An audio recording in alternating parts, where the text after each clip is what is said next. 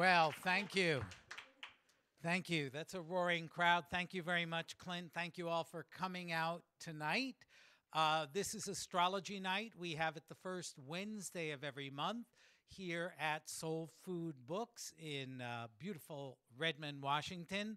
Normally, I'm joined up here by my comrade in arms, Rick Levine, but for some reason, he has decided to avoid this northwestern November by lingering in tropical Bali for an extra month.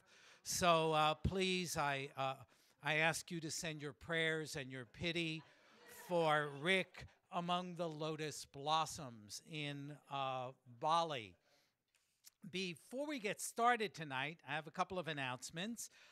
One is that Rick and I write an annual forecast book.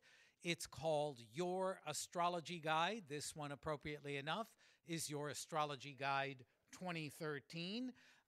It's a sun sign book. That is, it's based on the 12 signs, but it has a lot of detailed and real astrology in it. So if you're interested in it, check out your local bookstore. Check out bn.com, amazon.com. BN Barnes & Noble is the publisher.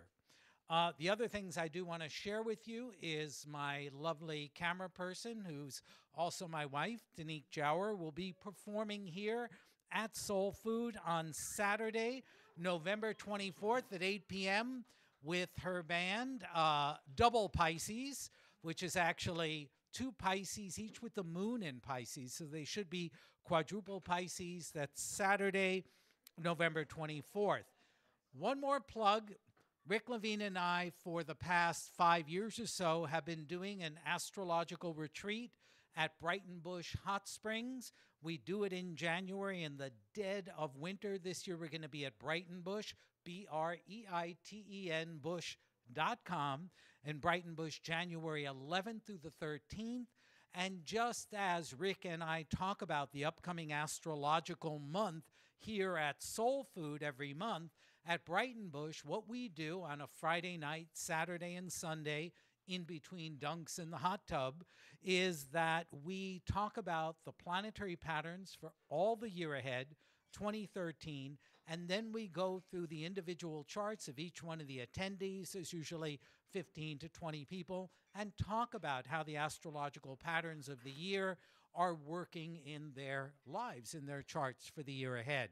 So check out brightonbush.com. It's a great experience. It's off the grid. It's an intentional community that makes its own electricity, has lots of natural hot tubs. It's quite an experience. All right. I would like to apologize. Well, I will apologize to the audience here tonight and the home audience, because in my haste to leave my house, I forgot the appropriate connector that would hook up my laptop to the overhead projector, which we use every month here to show you the astrological charts about which Rick and I talk. Now, I have plenty of astrological excuses for not showing you these tonight. Mercury, the planet of communication, went retrograde yesterday. And we astrologers often use Mercury retrograde as a good rationalization for all of our little screw-ups. In fact, for a couple of years, I worked for Matrix Software, a major astrology software company, and we loved it when Mercury was retrograde, because customers would call up and instead of telling us that our software was broken, they were making excuses for us. They would say, Mercury's retrograde and your software isn't working, but I know that it's not your fault. And yes, we were generally able to fix them. Unfortunately, tonight, even with the help of Soul Food and their Apple parts, we were unable to fix this. So you're not going to see charts on the screen tonight. We will still, though, talk about some individual charts that you're going to have to use your imagination for later in the evening. Now, I have more excuses than just Mercury retrograde. You didn't think I just came up here with one lame excuse. I've got two more excuses. We're in Scorpio. Scorpio is a sign of mystery and secrecy. So why should I show you the charts? Use your imagination, use your creativity, dig in inside, and take a look at your soul. And there you will see engraved the planets moving over the next month, this month of November. Additionally, we have 2 eclipses this month that I'll spend some time talking about. Fortunately, I was prepared enough to print out this chart, and if on the break you want to take a look at it, please do. So, for those of you who are new here at Soul Food for Astrology Night, what Rick and I do every month is to talk about the upcoming astrological patterns for the month ahead. This is the cosmic weather. It's the general astrological conditions that affect all of us, although obviously we each have our own lives, our own stories, our own individual charts, and will experience these in different ways. So this is an overview. When it rains on everybody. Some people have umbrellas, some people have raincoats, some people are happy ducks walking around in the rain, but that's what we're going to talk about, the collective cosmic weather. After doing that, we're going to take a short break, and then we're going to look at 3 charts from the audience. I'll look at the 3 charts. You'll have to get close to my computer to actually see them, but that's just to give you an example of what real individual astrology is about, but it's going to be done in a very condensed form, not as deep personal and private counseling, but a public demonstration of individual astrology. So let's begin and talk about the month ahead. Well, there was a lot of nervousness yesterday among the astrologically aware about the election in the United States. And the reason is that Mercury, the planet of communication, details data and information, turned retrograde yesterday. Mercury appears to turn backwards 3 times a year for about 3 weeks at a time. And when planets turn retrograde, their energies tend to be inhibited. And Mercury, the communication planet, was retrograde in the U.S. election, presidential election, in November of 2000. Some of you may remember the controversy in the state of Florida involving hanging chads and all that led to in the selection of G.W. Bush for his first term. Well, a lot of us in the astrological community were concerned that we would encounter similar kinds of complications yesterday. And although I'm sure with well over 90 million people casting ballots that there were problems and issues, it wasn't blatant. It wasn't obvious. It didn't appear to change the outcome. Nevertheless, we're going to have Mercury, this communication planet, continuing to move retrograde or to move backwards until the 26th of this month. Now, astrology works on lots of levels. There's the old scary level about good and bad, and on that scary level, Mercury retrograde is bad. Miscommunication, errors with technology, difficulty in travel or transportation are some of the fundamental negative ideas that people have about this phenomenon. Maybe that's going to be true.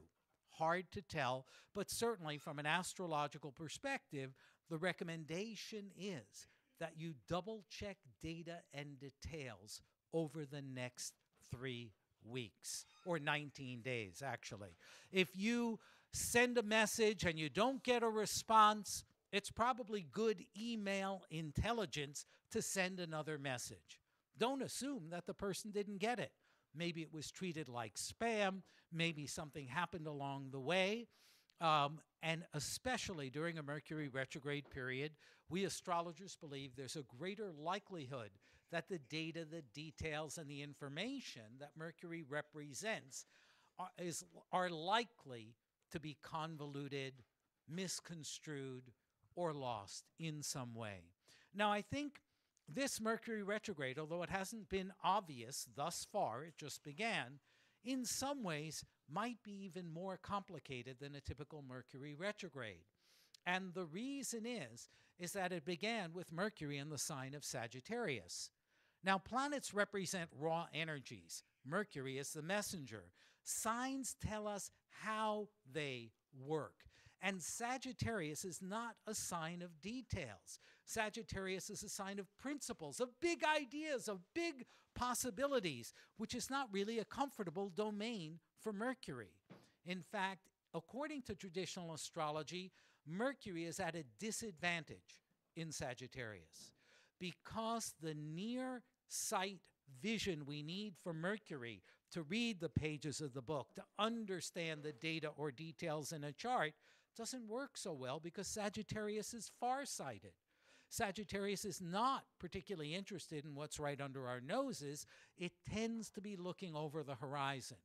So the complications of Mercury in Sagittarius and Mercury going retrograde suggests the possibility that our minds can leap over necessary details, data, and information to jump to conclusions which may or may not be supported by facts.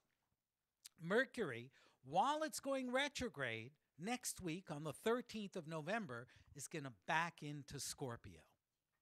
Now, Scorpio is deeply intense, passionate, emotional, dealing with the profound exchanges we have with one another, emotionally, physically, and materially.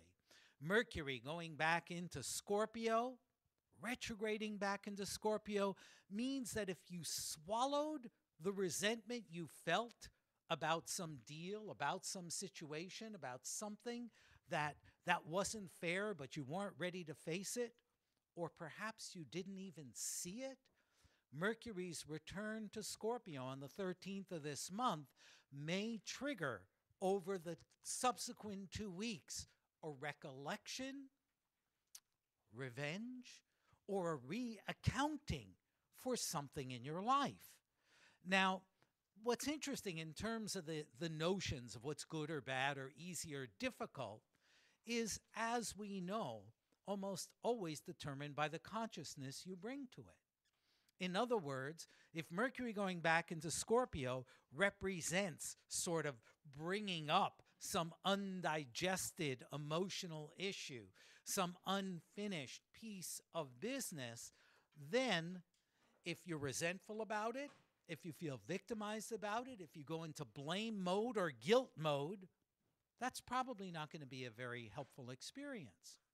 But if, on the other hand, you allow your own intensity and your own emotions to hold a place that's in proportion, that's reasonable, you can be angry, you can be upset, but it can be in a container of consciousness, which then allows that upset to be expressed in a way that is constructive rather than destructive.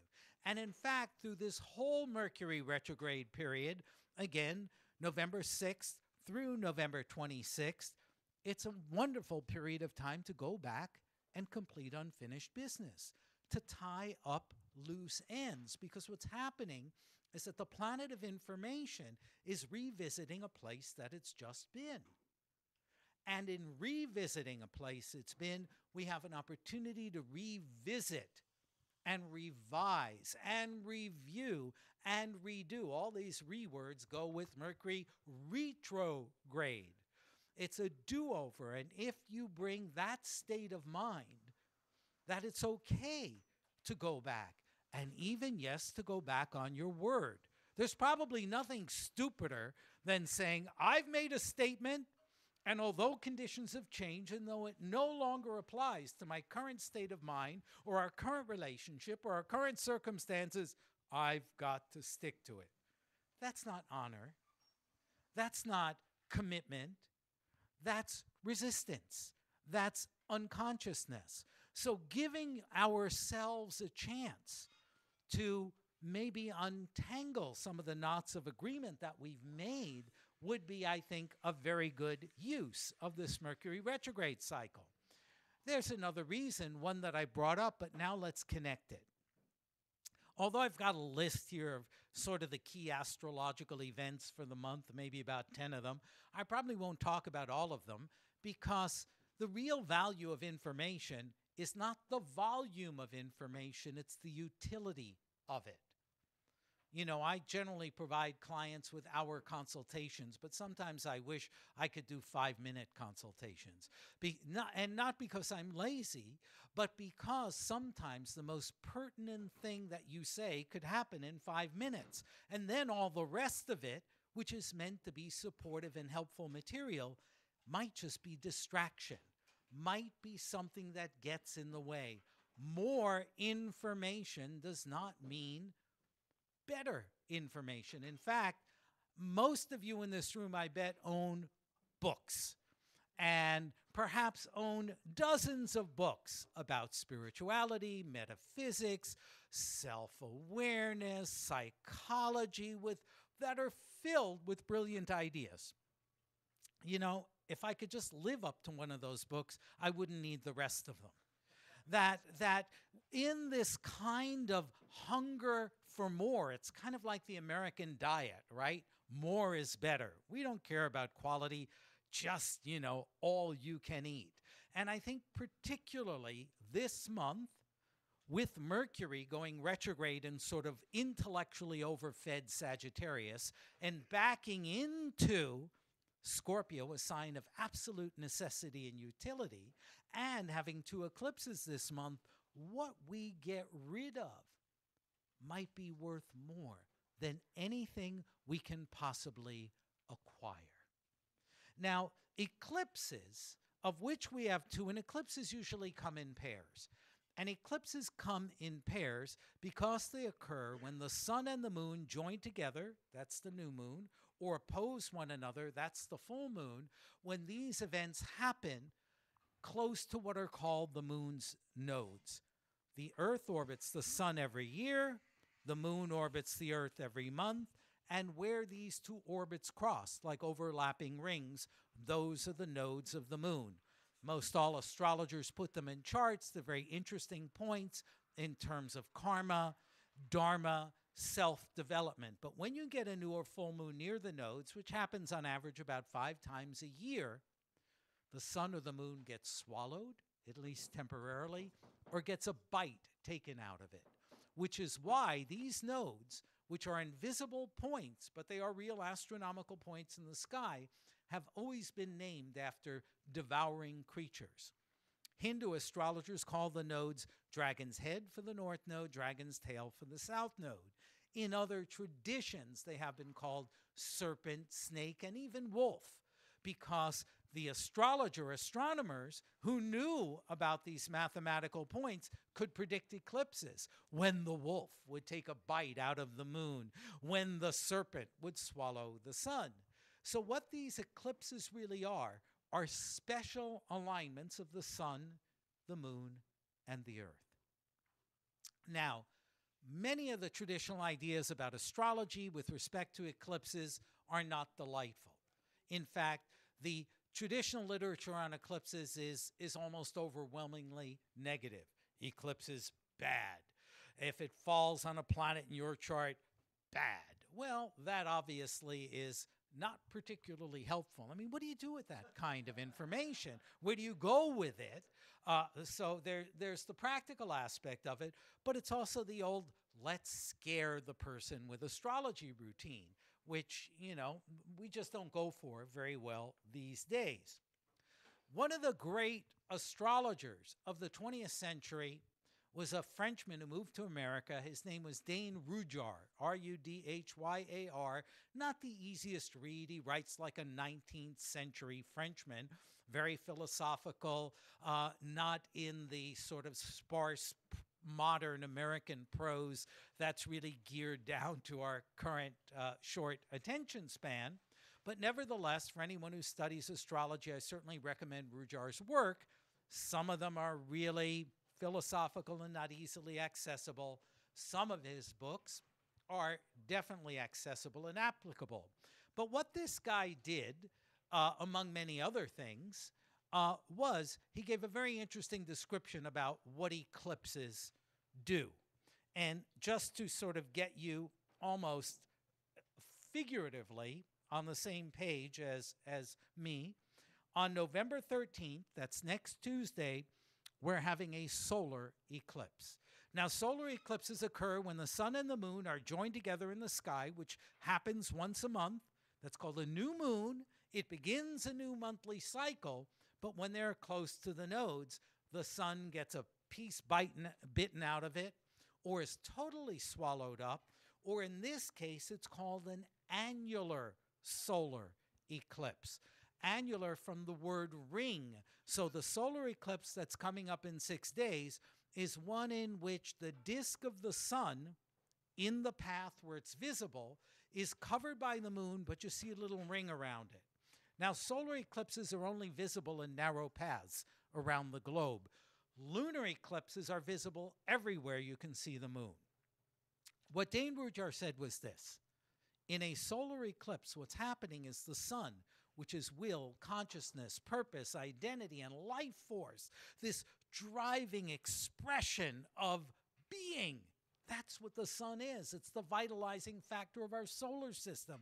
It is the astrological symbol of light and life itself, and is literally the source of light and life on this planet, or at least a material source. There may well be metaphysical, spiritual, and other factors at play in terms of what has led to our existence here on this planet. What's happening in a solar eclipse is that the moon is passing over the face of the sun. The moon represents feelings, memory, the past, the inner, the feminine. The moon is yin to the sun's yang. They are the basic polarity of day and night. And even though we use the terms masculine and feminine, we as men and women both have suns and moons. So we just use those terms to describe the energy, but not to limit them in terms of gender. Although in old-fashioned astrology, they used to do that. In old-fashioned astrology, men didn't have moons in their chart. The moon was totally representative of their wives. And women didn't live their suns. Their sons were total projections and descriptions of their husbands. That's how much in sort of pre-modern times, these sort of sexual divisions on an identity level separated male and female. Well, we're in a latter or post-industrial age where male muscles don't quite matter anymore, although it's kind of funny in Bali, Indonesia, where I just was, the men may have the muscles, but the women are carrying everything. The women are carrying all the things on their heads, so there's plenty of strong women in the world using their bodies to do so-called men's work. Well, as Rudhyar said, when the moon of memory, feeling, and past passes over the sun, it's time to step back and reflect. Not to push the will forward. I want, I will, I must, I shall. I am doing it, I am creating it. It's about turning inward and remembering what the motivating force is behind that will, and specifically, this is occurring in the sign Scorpio. And Scorpio is the desire to merge or kill. It is both. In fact, I just was reading the Mountain Astrologer today, which is probably the best journal in astrology, certainly has been in the English language for many years. And I just started reading an article, I think by Ria Wolf. She's an astrologer from Portland. And she has an article, a very good article on Saturn in Scorpio. And she mentions how Scorpio is both the sign of merger and separation, merger and ending. And with this eclipse, this solar eclipse in Scorpio, it is very much about remembering the inner feeling of what it is we want to get rid of, and also recollecting in a very deep way what it is we really desire, what it is we're really hungry for. So one of the things, for those of you who do any kind of spiritual work or ritual type work, it's a new moon in which usually the moon disappears. The sun and the moon join together once a month, forming the new moon, which is the beginning of a monthly cycle. It's a conception point, but the irony is, even though it's a new moon, you can't see the moon, which is basically saying that in the process of conception, the separate identity of the moon, of the feminine, of the container is lost. It's given up so that life can take root at the conception of a new moon to lead to the birth of a baby or the birth of an idea or an experience. Babies take more than 28 days, but new moons occur every 28 days. Well, in an eclipse, we get to see the moon. And we get to see the sun pushed out of the way. Now, this is very interesting for those who do any kind of ritual or spiritual work or just are involved in some kind of internal quest for understanding. This is a very powerful event.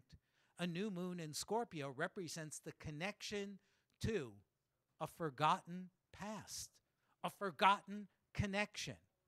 And if you take the time, you don't have to do it right at the moment of the eclipse, which, by the way, the new moon is at around 2:08 p.m. Pacific time, and that again is next Wednesday, the 13th of November. You don't have to do it at that moment because intention counts more than astronomical accuracy. But if you would like to, one, get rid of anything, an attitude and a belief more than getting rid of that bookcase in my bedroom I'm trying to get rid of. Okay, that's my daughter. Call me back later, honey.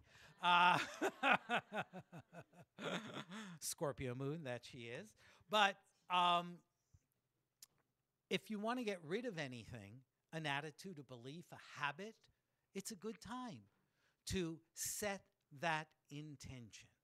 Now, one of the reasons is not only is it a magical time, because it's a new moon, which has its own minor magic every month, but it's an eclipse, which adds more magic, and it's Scorpio, which is kind of pretty magical, transformational, and alchemical as a sign in its own way. But it touches on something else very interesting.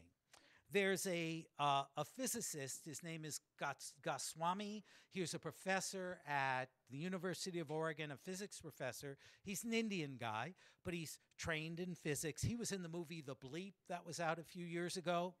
And Goswami, in a video I saw, says, you know, if the mind determines our reality and intention, therefore, really matters, how come I can't ask for a Mercedes-Benz and have one just land right in front of me? And which obviously we can't do. But Goswami said because the illusion is that the power lies in our ordinary thoughts.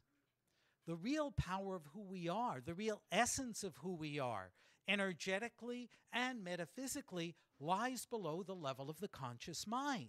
So that when we say, I want this to happen and do a ritual around it, well, it can't necessarily hurt. I'm not saying it doesn't have some influence, but it lacks the power of connection to source.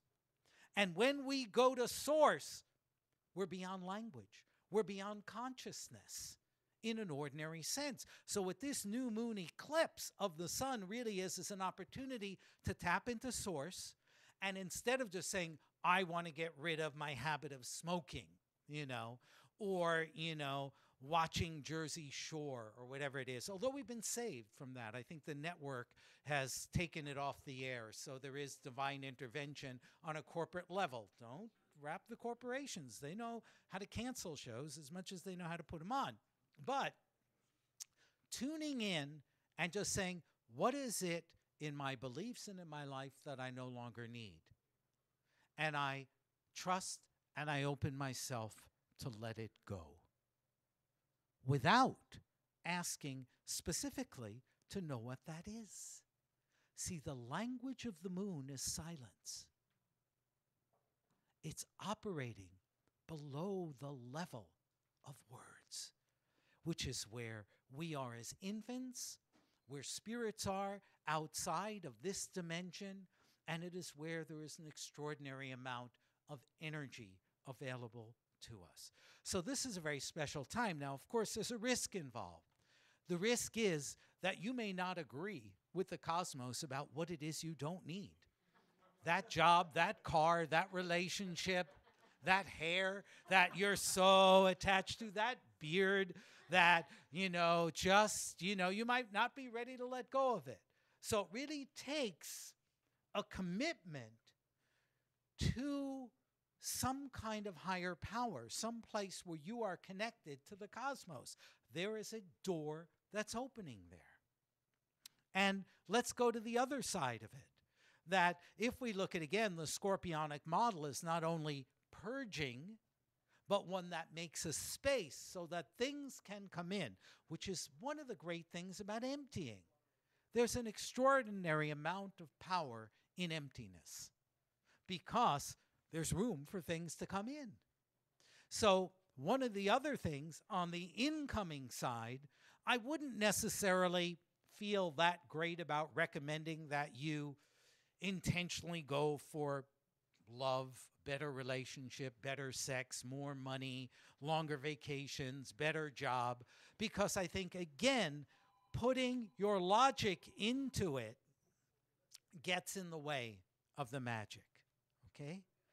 But if you trust yourself, not your ego, not the chattering monkey mind that's laying on top of spirit and soul, but a deeper aspect of yourself, you can just sit with intention.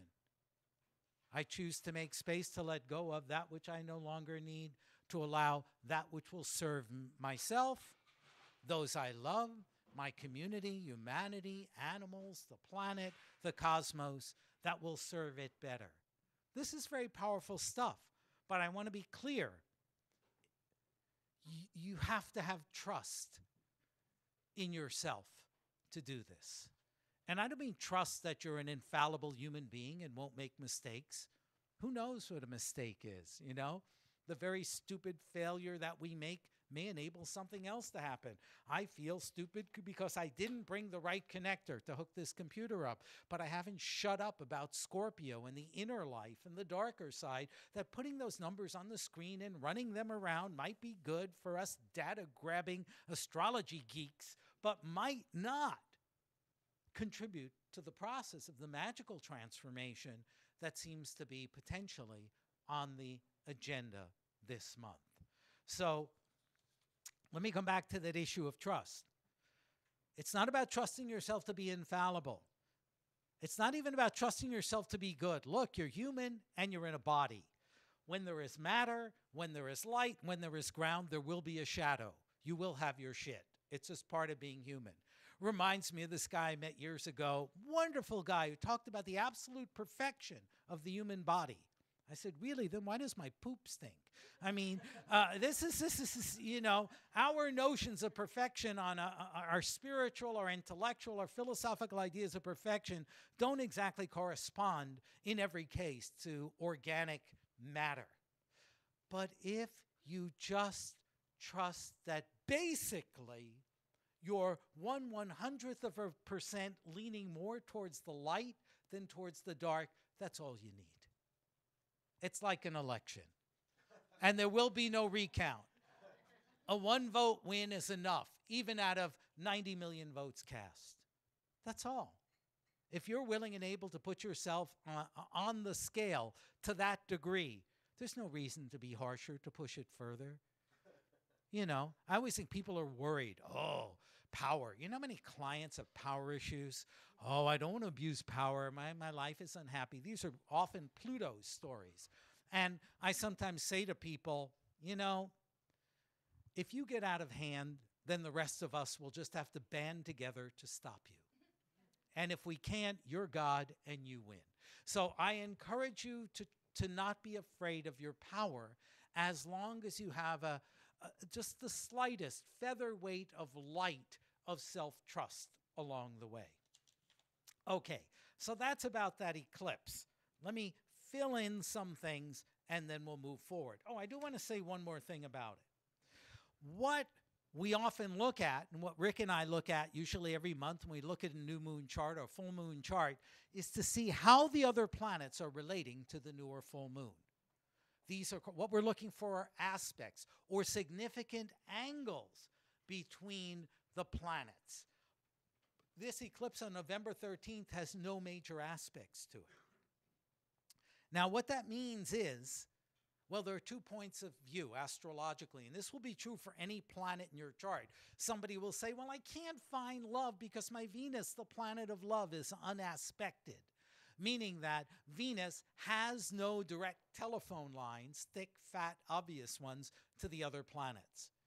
And yet, having a planet unaspected might mean it's freer, meaning it's less encumbered by the other things in your chart. So this eclipse, I think, has a powerful potential in its purity for transformation, which is what Scorpio is about. We're in the season of Scorpio, which to the Northern Hemisphere ancestors was the time after the final harvest, when we knew how much food there was to feed the animals and the humans throughout the winter. And if there wasn't enough food, we culled the flock. That means killing animals and maybe exiling people. You know, maybe it was just fine in the old tribal days to say, listen, Granny, it's been great having you around, but you and the little guy who was just born, you know, you're not really contributing a lot. And, we just don't have enough. So we send them off. That's why Scorpio is so scary. That's why Scorpio is a sign of Halloween. It is the sign in which we evaluate our collective resources and eliminate the unessentials. So this is a eclipse in Scorpio, a particularly powerful one. After the eclipse, on the 16th of November, Mars, the planet of action, assertion, aggression, and initiative, changes signs. Now, Mars is in Sagittarius. Sagittarius is such an interesting sign because it can be incredibly enthusiastic and really not give a crap at the same time. Because good Sagittarian energy is like, give me a team to root for. Give me a cause. Give me a banner to follow and I'll go for it. It's just brimming with enthusiasm. And often that enthusiasm is well thought out and well directed and highly purposeful, but often it's like, I'm cheering for my team. Well, what team? Who's our team? I'm cheering for them. So we have this kind of Mars and Sagittarius energy that's been going on for a few weeks that on the 16th of November changes to Capricorn. Capricorn is a sign of high intention. Capricorn is a sign that is very goal-oriented, very committed, and in traditional astrology, Mars was exalted, strong in Capricorn, because Mars in Capricorn represented the armies of intention marching in straight lines and willing to push against whatever boundaries or barriers they encounter to achieve their goal. So in plain English, Mars, the warrior planet, which will step into productive, constructive, ambitious Capricorn on the 16th of November and will be there for 6 or 7 weeks or so, represents, with some exceptions, a bit more capacity to stay the course. Now there is roughly 6, I don't have the dates in front of me, it's probably 7. Mars on average stays in a sign about 7 weeks, but I didn't, just sloppy in my homework again. We do, however, on the 21st and 22nd, run into the sweet, soft realm of nebulous Neptune. Neptune, the planet of dreams, illusion, fantasy, spirituality, and imagination, forms a right angle to the sun on the 21st, which at its best is compassionate and imaginative, and at its worst is, huh?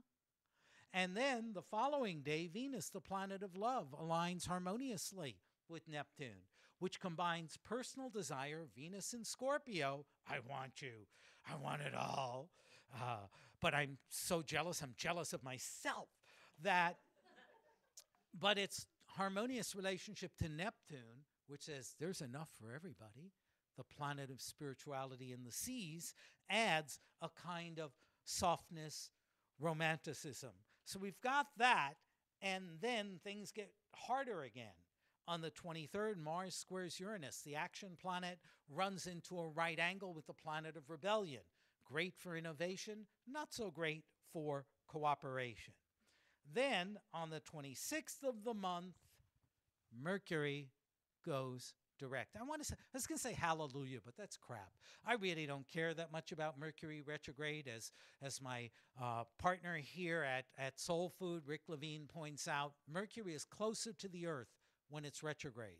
And that the problem isn't the lack of information, it may be too much noise, too much information, the deafening roar of some bar in which, what did you say? Meet me where? You married to who? That can be the kind of effect of Mercury retrograde. It's not the lack of information. It might be too much. But nevertheless, on the 26th, stops from our perspective here on Earth, begins moving forward again, suggesting that the flow of ideas, information, data, and communication will be easier over the days and weeks to follow. Two more things. There's a little buzzsaw we run into around the 26th and the 27th. On the 26th as well, Venus, the planet of love, who's in heavily mascarid Scorpio. You know, it's sort of Venus and Scorpio's job to seduce you, even if she's asexual. It's just part of what the Scorpio game is. Can I get it? Can I get it? Can I get what I can't have? Oh, now I've got it. Now I don't want it anymore. It's part of the engagement in desire and attraction, sometimes simply for the exercise of that erotic power. But what's happening on the 26th of the month, and by the way, there are good things about Venus and Scorpio, and we'll tell you next year when Venus comes back into Scorpio, because waiting can be pretty sexy. Venus joins Saturn, the planet of hard, cold reality, on the 26th, and that's a day of relationship accounting. Venus is love and relationship, self-worth, pleasure, attraction. When it joins Saturn, the planet of hard, cold reality in Scorpio, which is emotional accountability, the sort of traditional ideas are we feel jealous and unloved and sad, but not necessarily.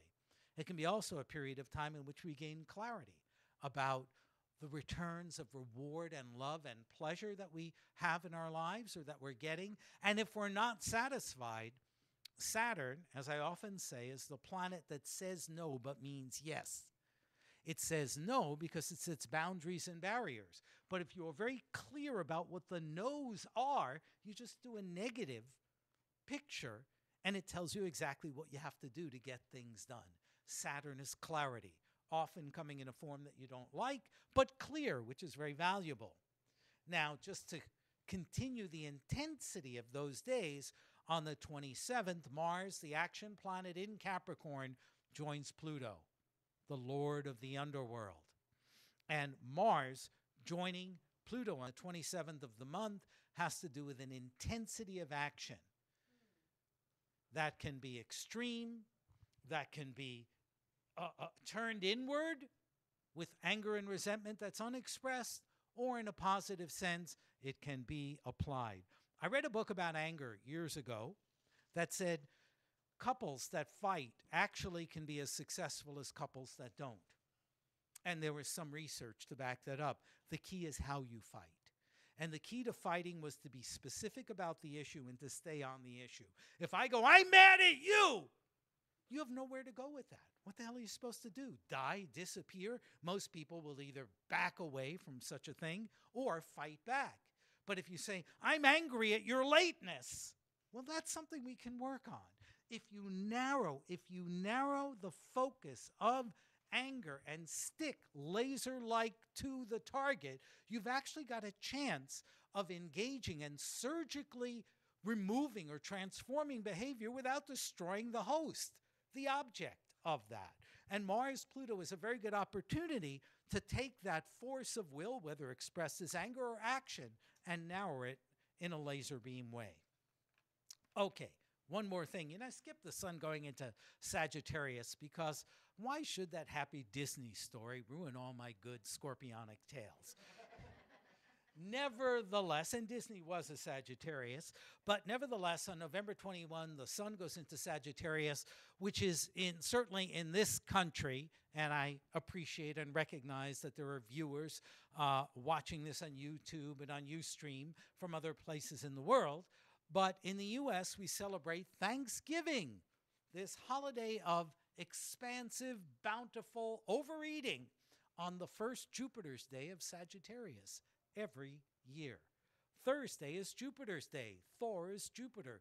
Jeudi in French, jueves in Spanish. Jupiter has always been, Thursday has been Jupiter's Day for millennia.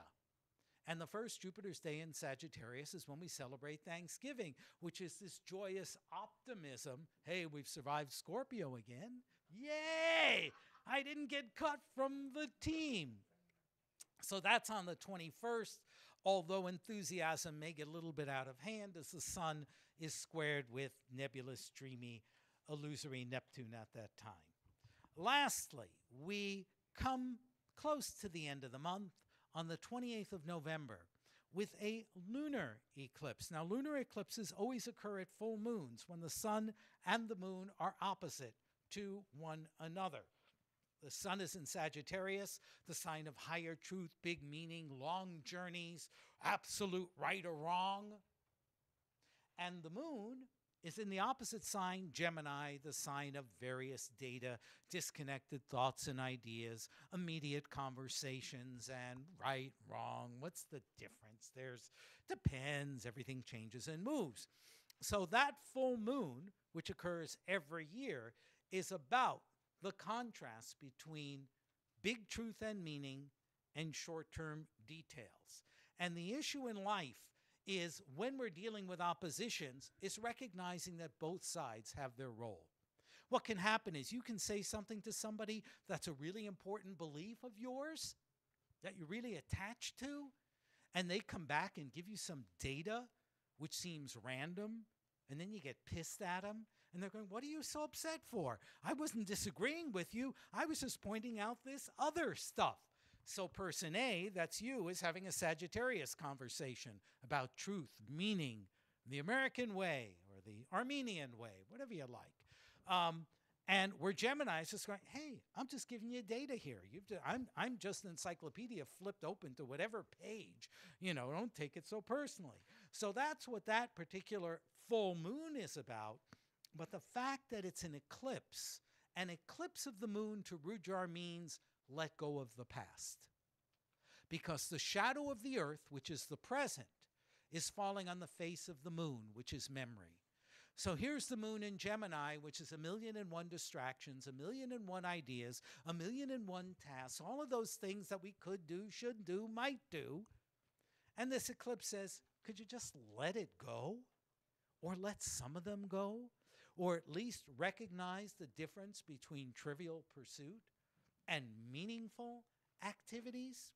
And this eclipse really is, to a certain extent, about how to get rid of the overdose of ideas and information. In fact, Jupiter, the planet of expansion, is next to the moon. Jupiter's in Gemini. Overdose of information. More information. And Neptune is at right angles to the moon, going, I can't even tell which information is important. And in fact, while I was in Bali with Rick, he recommended a book called Plato something or other by Peter Ackroyd. And it's a fiction book, but it's a book about the year 3300 or something, and the Plato papers. And this character, Plato, is interpreting little scraps of information that they found about our times and how they're all misinterpreted, really misinterpreted. But what they said is, apparently there was a period of time in which their God was something called information. And mostly it was bad news about faraway places that had nothing to do with their lives, but they seemed to be obsessed with this stuff and worship it. Well, that's what this eclipse is about. This lunar eclipse in Gemini on the 28th of November is a reminder of the God of data and information needs to take a rest. That, as I said at the outset, sometimes less is more. That the real issues of eclipses, they both have to do, to a certain extent, with finishing things. They are crossroads in which we make choices. On the solar eclipse, we can make the choice to stick to our obsessions and amplify them without deepening our consciousness or a sense of the underlying deeper needs and motivations. And with the lunar eclipse, we can either just try to learn more in more directions and make more connections, or we can also recognize that in respecting our minds and in the wisdom that lies below the encyclopedic volume of information, the internetic Googling of reality, that maybe we can clear out some of the clutter. So that's one version, and there are many astrological versions of what's coming up in this month. Thank you so much for taking the time to come here to pay attention. And those of you who would like a little look or discussion of your chart, Please put your first name, your time, date, and place of birth on a piece of paper. If you drop it up here, I will randomly pick 3 of these and we'll take a look at them. In the interim, please patronize Soul Food. Buy stuff, eat stuff, enjoy yourself. This community place has made it possible for us to meet here at no charge. Let's do our best to make sure we can keep doing that. Thank you very much.